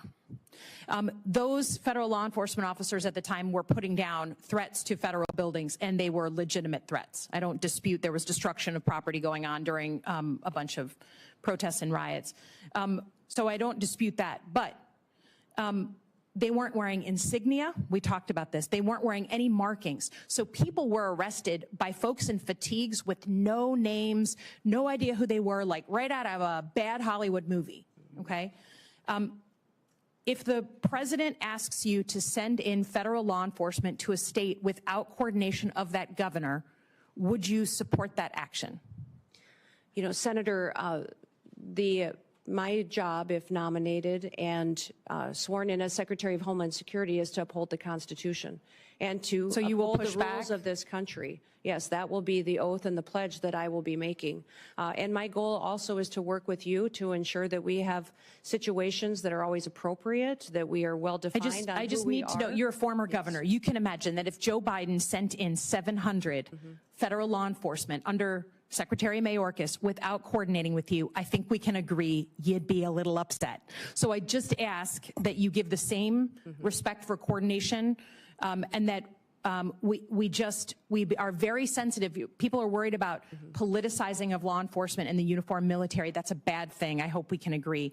Lastly, I will just say, look forward to looking at the northern border, the Gordie Howe Bridge, your help staffing that. We know you aren't, right now, across many administrations, we haven't met our staffing goals at DHS, and that's a problem, so we really want to make sure that opens on time. But I also want your assurances, you received FEMA assistance from Joe Biden's administration, right? You had historic floods, you asked and requested of the administration, and you were given millions of dollars to help with that. I understand you don't like Gavin Newsom, but can you say in front of the American people that you will open the books to this committee, who does have oversight over FEMA, right? That you will open the books in a bipartisan way to ensure, whether it's North Carolina or California or anywhere in between, that the American people can know that you are not playing politics with disaster assistance? Yes, Senator, I'll work with you and this committee to make sure I'm following the federal law and ensuring that you have information and transparency from us and from DHS and FEMA. Thank you. Appreciate it. Yield back. Senator Langford. Governor Noem, great to see you. Great to see you, too. Thanks for being here. Thanks for accepting this nod that the president has given you. For Brian, thanks. Both of you, you've walked through a lot. I have had the privilege of knowing you for a very long time, since we served together in the House of Representatives. So I have the benefit of knowing your qualifications and how strong you are in all these background issues and how hard you work on these things, because I've seen it firsthand. So I appreciate you stepping into this, because a lot of attention across the country will be focused on this. You know that full well, and you've stepped into it. For Governor Landry, my state and many folks in my state are praying for you and for your state. You've done a great job in leadership at this moment in a very, very tough time for Louisiana. And we don't want to see acts of terrorism anywhere in our country. It's incredibly difficult days for a governor. So thanks for your leadership on that as well. I also have to tell you, Kristi, I've whined to my wife occasionally about the temperature that's coming on Monday. I'm very excited about Trump's inaugural, but we're all going to be sitting outside in about 12 degrees. And I thought, just for fun, I would check South Dakota on Monday. It's 1 for a high. Yeah, for a high. And so I'm going to stop whining about the temperature Monday here in Washington, D.C. on it. I'm going to run through a couple of things here because I know you. Not everybody in Oklahoma knows you. The questions that I get from people, though, in Oklahoma I want to be able to run past you because they want to be able to know the answer to these things. So I'm just going to blitz through a whole bunch of them. Will you use the legal authority that DHS already has to be able to close our border? Yes, Senator. I will work with President Trump to ensure that we're securing our border. Thank you. There's a lot of things that this Congress needs to do, has already been mentioned by Senator Slotkin as well, that we need to do to be able to close loopholes, to be able to give you additional authority. But there's a tremendous amount of authority currently not being used. And Oklahomans are saying, is that about to be used? And they'll be grateful to be able to hear that. No other president has ever created a phone app to be able to facilitate a faster processing of aliens in, called the CBP-1 app. It's been mentioned several times here. Will you use your authority to stop facilitating faster processing of illegal aliens into our country with the CBP-1 app? Yes, Senator. We will eliminate the CBP-1 app, maintain some of the data that's in it that's critical to knowing who's in our country, but that app will no longer be in use. Thank you. No other president has ever used the parole authority just in general, humanitarian parole, to facilitate faster processing of aliens into our country, which leads to the catch and release we've all heard about. So the Oklahomans that I talk to say, are we about to end the abuse of parole and end catch and release? Is that about to stop? Senator, President Trump's been very clear that he will end catch and release. Terrific. Folks want to know, will you use your authority with the funds that are given to you by Congress to actually build more wall rather than use the funding that's given to you, as the Biden administration did, to do environmental remediation around the border rather than actual border wall and border structure? Yeah, Senator, President Trump has been clear that he wants to build the wall. So do we. So will you use your authority to be able to scan more vehicles? And obviously, we've got to get you the funding to be able to do this, to be able to scan more vehicles and individuals that are carrying fentanyl into our country through our ports of entry. Yes, Senator. We will continue to use technologies, but hopefully be able to use more with the resources that we're granted to scan those, what's coming in and out of this country. Last year, FEMA employees during disaster relief were instructed by one of their supervisors that if they see a Trump sign or a Trump flag flying, to skip that house, to not stop by there and tell them what their federal government can do for them. Will you allow FEMA employees or any within DHS to politicize their role and to pick and choose who gets help and who doesn't as an American? Senator, under President Trump's administration, disaster and emergency relief will not be handed out with political bias. Every American will be responded to and treated equally. That's what folks want to know. Will you review the Secret Service responsibilities to be able to go back through it and to say, are they focused on their primary mission, or is there something that could distract? Secret Service still chases down financial crimes. They're still chasing down child exploitation. Those are serious things for Treasury or for FBI to do. But there's a question is if that's the first priority for Secret Service. Senator, the Secret Service is in need of dramatic reforms. They do have a protective detail element that is their priority, and also an investigation side. My understanding is that that investigation side is often used to train the protective detailed officers, but clearly they are not focusing on what their true duty is, and it needs to get back onto what they were created for, and that was the protective detail mission and emergency situations that they need to help plan and prepare for and defend. Thank you. This committee made a request to the Secretary of Homeland Security last year, and by the way, also the head of the FBI, to be able to come before this committee and to do what every Secretary of Homeland Security has done for the last 20 years, every single year, unbroken until last year. And then the Secretary refused to come before this committee in an open session and talk about national threats. Now, the former chairman protested strongly to the Biden administration and DHS. They weren't coming, but they still refused to be able to come. Will you come before this committee and talk about the threats openly so the American people can hear them in a public forum? Yes, Senator. Senator Peters and I discussed this quite a bit in our meeting as well, and I have committed to come and give that briefing to this committee and to the American people. Thank you. We need that. Let me tell you another challenge we've had with Homeland Security in the past 4 years. When we ask for data and for information, we get, I'll get back to you on that. When we ask again and again and again and again, we get the same statement. I'll get back to you on that. Now, I can go down the street to the command center where they actually get the data in live and they have it up on big screens and they're tracking exactly what's happening on the southern border to the minute. But if I ask for what happened last month, they'll say, we're still gathering that data.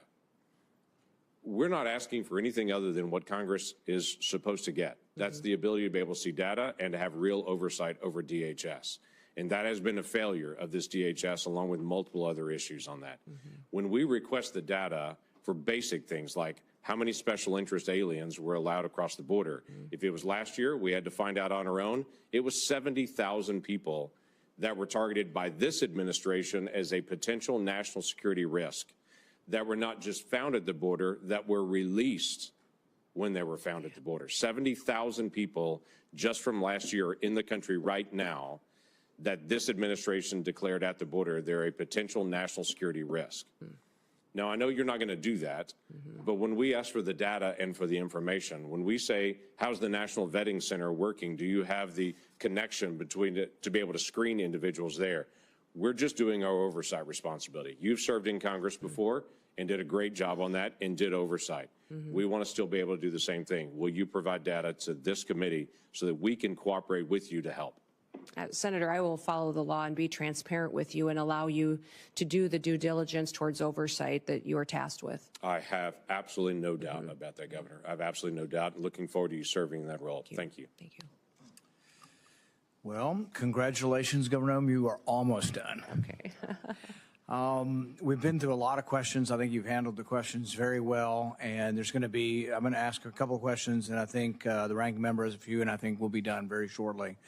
I think a lot of Americans, including some conservatives, misunderstand the First Amendment. They think the First Amendment says that Facebook has to publish my opinion, or the Wall Street Journal has to publish my opinion, or we need to force them to be fair. That's not what the First Amendment's about at all. The First Amendment really doesn't apply to telling private companies what we can or cannot say. YouTube censored me, and I despise their policy. They actually took down speeches I made on the floor. But really, I don't have a legal recourse other than I can complain about YouTube being unfair and not hosting, both sides of an issue. However, with the government, though, there is a rule. The First Amendment specifically says Congress shall pass no law banning or abridging speech. And this is what really got us worried about, what not only the FBI was doing, but the Department of Homeland Security, actually meeting with these companies on a weekly basis. And imagine the chilling effect of this. Imagine that there are cameras here, that they're going to end their filming of said really was misinformation, and we should edit that out. Can you imagine? It's just hard for me to imagine that the media has not, which once defended the First Amendment, hasn't been in more of an uproar over the government meeting with the media to decide things. Some of this we didn't know, and then Elon Musk bought Twitter. People asked him, they said, well, you've paid $44 billion for Twitter. Isn't that too much? And he said, I paid $44 billion to defend free speech. And it's been an amazing service, not only to open up the forum to more viewpoints, but to point out what the government was doing. In this last week, we heard from Mark Zuckerberg, who said that the pushiness, the coerciveness of government meeting with them was unprecedented, and that they pushed back. But he also said worse than them just sort of telling him he should restrict speech, they also threatened him. They threatened to come after him through antitrust law. They threatened to remove parts of, Section 230 of the liability protection. Just to imagine this bully nature of government. And I know you're opposed to that, but if you're confirmed and you're in a position of saying, we're just no longer sending people to meet with media. And the way I describe it is to talk about constitutionally protected speech, because some will say, oh, well, what about, pornography, or what about child trafficking? Those are illegal. Those are not protected speech. Will you tell us in America that you will no longer be sending government agents to meet with the media? Yes, Senator, I'll work with you to ensure that civil rights and liberties are protected and that we are not in the misinformation and disinformation space like the current DHS is. The only other thing I would ask on this basis is we will send requests. We sent requests previously, sometimes and often bipartisan requests for information. The Twitter files, Michael Schellenberger, Matt Taibbi, Barry Weiss did a great job of showing what was happening in Twitter and how they were cooperating with government. I think the other investigation that needs to occur is who were the people in government they were talking to? Do they still work at DHS? And can we make sure that they're not in a position of authority? And this is not something I'm going to tell you to do. It's just a request that you have your own investigation, that you have people who work for DHS to say, we are going to look for people who are bringing their political bias to work and trying to influence speech and restrict speech based on their bias, and help us in rooting that out and making sure that these people never again have that responsibility, because I think that I don't think there's ever been anything like this as far as the restriction of speech. And I think the election is largely going to stop and tilt things the other way. But will you help us by looking internally for those who are trying to restrict speech? Senator, I look forward to working with you on that mission. I don't have any other questions now, but I think Senator Peters and Senator Blumenthal, and we'll see how it goes. We're going to start with Senator Peters with one more 5-minute round.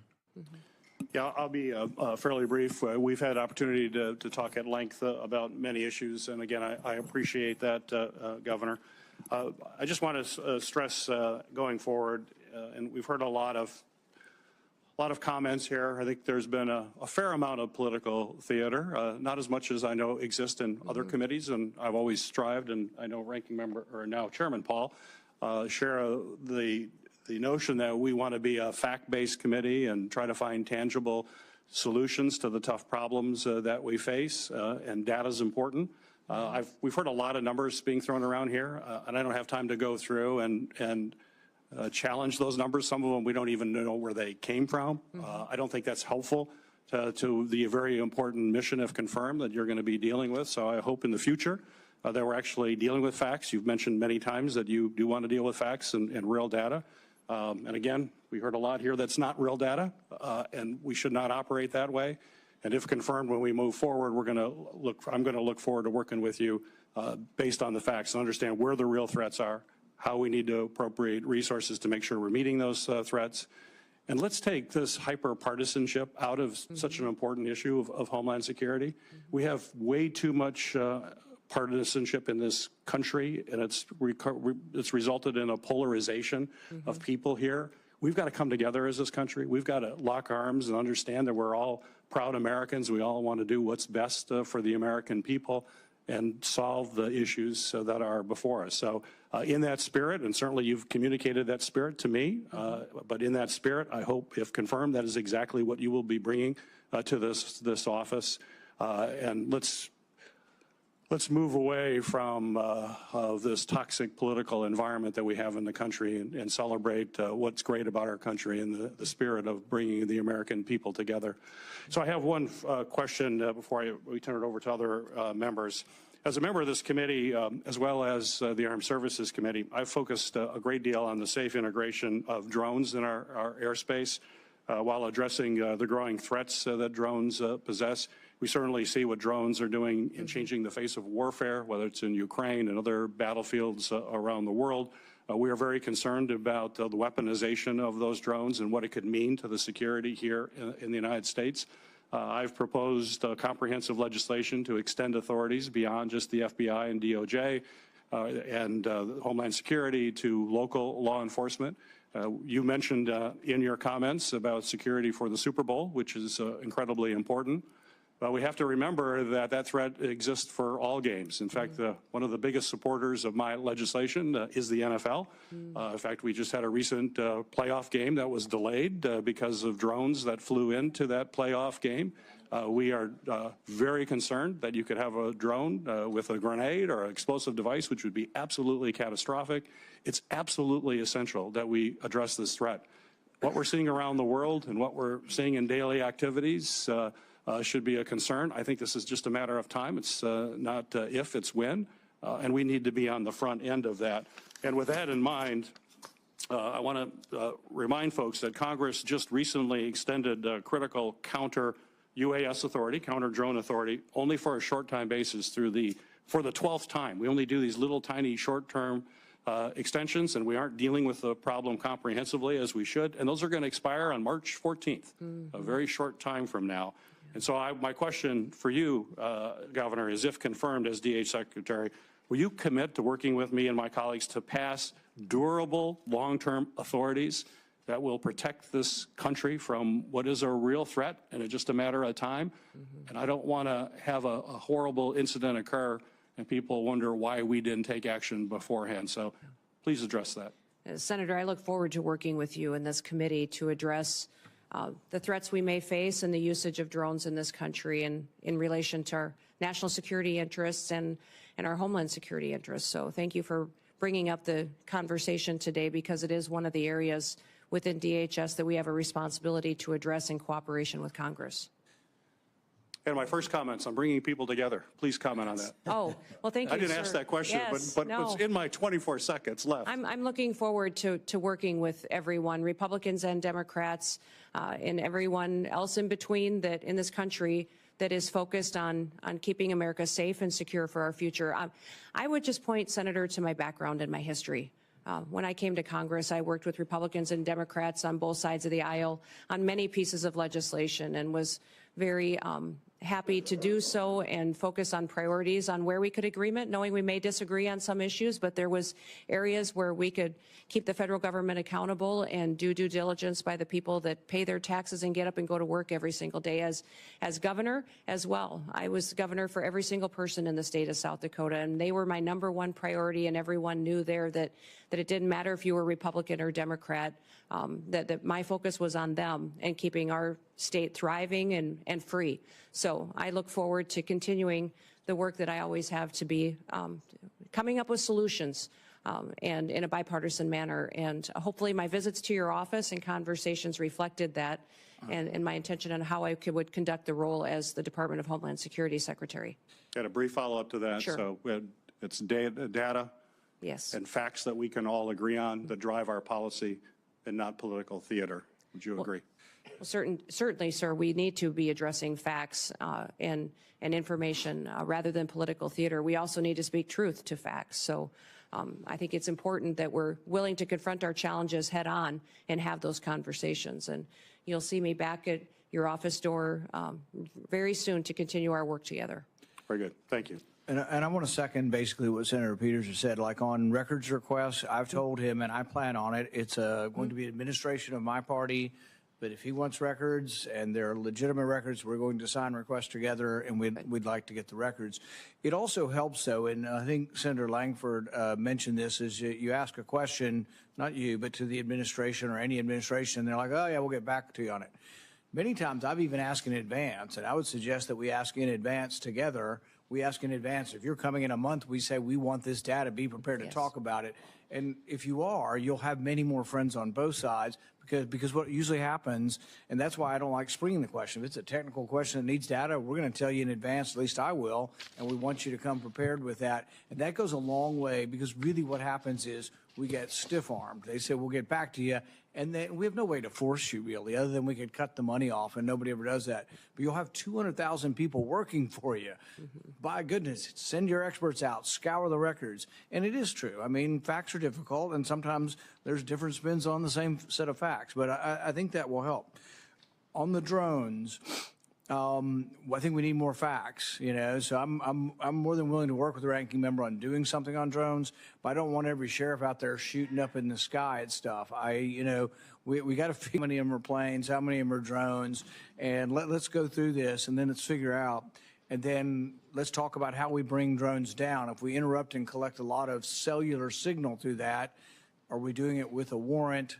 What are we going to do with all the Americans' data that we've collected to take down drones? If we have to take a whole cell tower's worth of data, there's a lot of innocent people's data is going to be collected in that. Is that being gotten rid of? So I think there are ways we can get to the right place. Everybody, obviously, nobody wants drones coming down. And the only other thing that I'd add on drones before I turn it over to Senator Langford is, look, I'm all for the NFL being protected, the Super Bowl being protected. They need to pay. They are a very rich organization. They want drones flying over in New Orleans. I'm all for it. The NFL ought to pay the government if the government's doing it, or we ought to have private contractors doing it, but they shouldn't just get it for free. Senator Langford. Thank you. Thanks again. As Senator Paul will remember on this, there used to be a public-facing website that all Americans could actually get the data, what's happening on the border, what's actually moving, and then when the numbers got bad, that seemed to disappear, and then we couldn't even get the data anymore. So I look forward to actually finding ways to be able to have everybody has the ability to be able to see some of this data as well on it. There's a reason that the DHS secretary is the very first week of nominations. This is a really important role, and it is a nonpartisan role. It is a national security role, and we're grateful that you stepped into this, but it is important that we actually get you on the task to be able to make sure that's out there. You mentioned earlier in your testimony that we do have a morale problem at DHS right now. And I think a lot of that is because people that signed up to be federal law enforcement to be able to protect the United States of America have felt like they've been sidelined and they've not been able to do their job that they really signed up for. And what I'm hearing from you is you're going to allow them to do their job again. What has been historically true for a long time, that federal law enforcement is there to actually help protect the country and the citizens in those communities, that you're going to allow them to do that, and that's helpful. So I have two quick things that I want to be able to mention on this. One is are really run by a different entity called GSA. And they're not allowed to be able to do updates on their facilities or to design their facilities. Somebody who lives 3,000 miles away and who doesn't actually do Border Patrol work, they actually design and oversee their facilities. That's a problem that we've got to be able to fix. So we've worked to be able to give more flexibility to CBP, that when they have difficulty and challenges there, they have the ability to be able to make those changes. But I'm not going to ask you to make a commitment to this because this is just one of those detail areas. But will you commit in the future to working with us, that this committee and you can work together to be able to figure out how the folks that are on the field can actually make decisions about the facilities they work in? Yeah, Senator, I commit to working with you on that issue. It's terrific. And then I had a constituent in Oklahoma that is a hunter, like you are, like I am. Yeah. He had a bag that he had some additional rounds that were in his bag that were left over from a hunting trip months before. He packed his bag, went on a vacation trip overseas, went through security with his bag. When he got overseas and then left and came back, they scanned his bag and said, you have bullets, you have rounds in your bag. And he had, I think, 5 that were in his bag that he didn't even remember were left over in an outside pocket from a hunting trip before. Well, they promptly put him in jail and held him there and detained him there. Now, we worked through all the process to be able to get him back. My question is, that same bag went through TSA security in my state before seized. And so one of the questions that I've asked is, why were those rounds picked up there and not here? Now, we don't have the full answer to that yet, but that's just one of those TSA questions that we need to have. Americans right now are on planes all over the country, and they count on a certain level of security when they go through that process. So in the days ahead, will you work with me to be able to identify what are the challenges that we still face with the screening process and to be able to correct those for the security of all Americans? Yes, Senator, I will work with you on that. I was surprised TSA didn't come up more today, but that is a area in need of reform as well, and I look forward to working with you there. Look forward to that. Thank you. I yield back. Government needs a healthy dose of common sense. You know, bullets in your bag. I had a guy with bullets in the back of his pickup truck coming back from Mexico. We arrested him and took his truck, and only because the Institute of Justice fought for him for 3 years did he get his truck back. I mean, that's crazy, the things we do. Let's have some common sense, and hopefully someone overseeing it will allow that. Senator Blumenthal, you're going to finish this up. Thank you, Chairman Paul. I'm the last of your questioners, so that means I get unlimited amounts of time. Okay. Not really. Not even close. I want to sort of continue the emphasis on bipartisanship and most especially on immigration reform. What this nation needs is comprehensive immigration reform. We know about the need for more H-1B visas and other kinds of extensions of the visa program that enable the United States to have more workers that are desperately needed in certain areas of our country. We know that there has to be better border security generally. We know we need to provide some kind of path to earn citizenship for a lot of the undocumented people in this country. And we know it's possible because we did it in 2013. the United States Senate, as you will recall, passed a comprehensive immigration reform measure. Overwhelmingly, it was bipartisan. I was proud to be a part of it going through the Judiciary Committee, but obviously it will involve Homeland Security, and I hope that we can continue, as Senator Langford was a part of the effort in the last session, to expand on those efforts and move forward on a bipartisan basis toward bipartisan, comprehensive immigration reform. I want to talk to you a little bit about domestic terrorism, which we discussed during my previous round, and I know you've discussed it afterward, including not just migrant crime and radicalization by ISIS, which are real and present problems. I also want to ask you about domestic terrorism events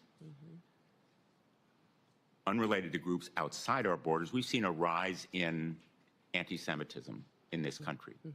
It has spiked beyond any prediction. And I want to know of your concern with anti-Semitist, racist events, Charlottesville, Buffalo, Pittsburgh. There's a shorthand for these violent terrorist acts against people in the United States. Yes, Senator, I'm very concerned about what we've seen in this country as far as anti-Semitic violence that has happened. In fact, last year during our legislative session, I brought legislation to more clearly define it so that we could fight it in our home state. And I'm hopeful I can work with you to continue to do what we can to make sure that we are addressing this rising threat and not facilitating it in this country. And I just want to make sure that when you say we're protecting Americans against terrorism, that we're protecting all Americans, including people in mosques, in churches, in synagogues, people regardless of their worship, their race, their background. We need to protect all Americans from anti-Semitism, racism, Islamophobia. I hope you'll commit to that effort. Yes, correct. Thank you, Senator, and I look forward to working with you to do that. In my closing minute and a half, I just want to call your attention to an effort that I've led to help reunite children with their parents, children who were separated as a result of the so-called family separation policy in the last administration. I have introduced a measure called Keep Families Together, not only to limit separation of families at or near ports of entry, but also the Families Belong Together Act for several Congresses to help bring the children, the kids who were victims of this policy and who still are not back with their parents. I hope that you will support that kind of effort. Senator, the Trump administration never had a family separation policy. They had a zero tolerance policy, which said that our laws would be followed. What I'm alarmed by is the over 300,000 children that went missing during the Biden administration. And when we talk about children and what they're potentially facing as far as victimization in this country and the trafficking that's going on, this administration's lack of desire to find out where those children are or what they may be going through is alarming to me. So I want to stop that. Because my time is expiring, I'm just going to interrupt again with apologies to say, let's put aside. Well, I can't put aside 340,000 children. Let's put aside what happened in the past. There are still 1,000 children who are separated and waiting to be reunited. I'd like your commitment that you're going to continue the effort to reunite them with their parents. Senator, keeping families together is critically important to me and to this country. I'm concerned about Laken Riley's family, that they no longer have her. I'm concerned about the fact that we have people in this country that don't know where their children are, or people in other countries who sent their children here and they've been lost by this administration. So, yes, my focus will be to keep families together. We will uphold our law and we'll make sure that we're doing everything we can to keep our children safe from the trafficking and the drug epidemic that's hit this country. I'm going to end on an optimistic note and say I take that as a yes. Yeah. Thank you, Mr. Chairman. Thank you for your testimony. The nominee has filed responses to biographical and financial questionnaires answered pre-hearing questions submitted by the committee, and had their financial statements reviewed by the Office of Government Ethics. Without objection, this information will be part of the hearing record, with the exception of the financial data, which are on file and available for public inspection in the committee offices. The hearing will remain open until 5 p.m. today, Friday, January 17th, for the submission of statements and questions for the record. This hearing is adjourned.